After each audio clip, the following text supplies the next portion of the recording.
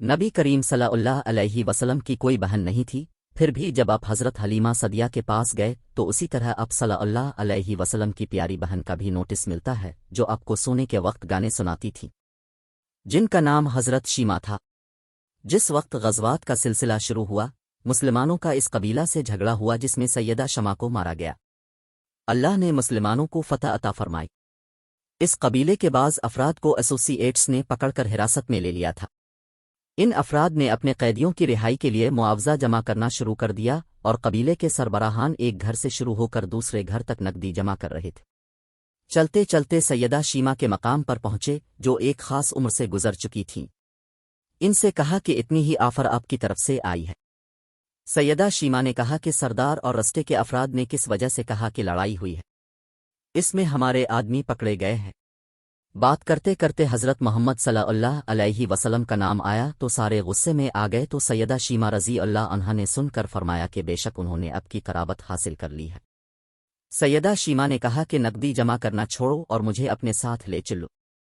सरदार ने कहा आपको साथ ले चलो। सैयदा शीमा ने कहा ठीक है, अब के पास सबसे ज्यादा धुंधला ख्याल नहीं है, वो हर लिहाज से मेरी बहन है। सैयदा शीमा अफराद के सरों के साथ आसमानी नबी के नूरी खैमों की तरफ जा रही हैं और दोस्त उन्हें बेपर्दा देख रहे हैं।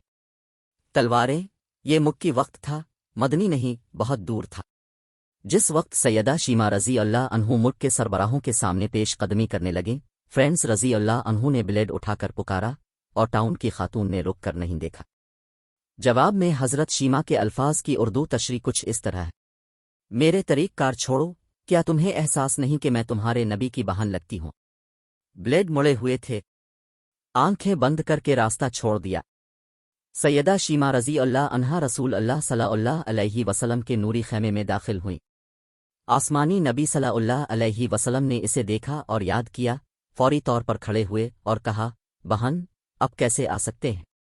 अब के रिश्तेदारों ने हमारे कारकुनों के एक हिस्से को पकड़ लिया है और उनसे हीरो काम किया है। इसने ये हम आहंगी पहुंचकर कहा, बहन, अब किस वजह से कहेंगे कि अब मुझे पैगाम भेजने की कोशिश कर रही है? मैं इसे छोड़ देता, बहरहाल अब आए। ये एक अच्छी महफिल है। फिर रसूल अल्लाह सल्लल्लाहु अलैहि वसल्लम ने कैदियों की आमद की इत्तला दी। चंद टट्टू और चंद अशार सैयदा शीमा को तोहफे के तौर पर दिए गए। चूंकि जब बहनें बहन भाइयों के दाखिले के रास्ते पर आती हैं तो बहन भाई बहनों को बगैर किसी बात के बर्खास्त नहीं करते। जिस वक्त मैं किसी कैदी को रहा करता हूँ, इस वक्त आपको मशवरा देना मेरा मशगला है।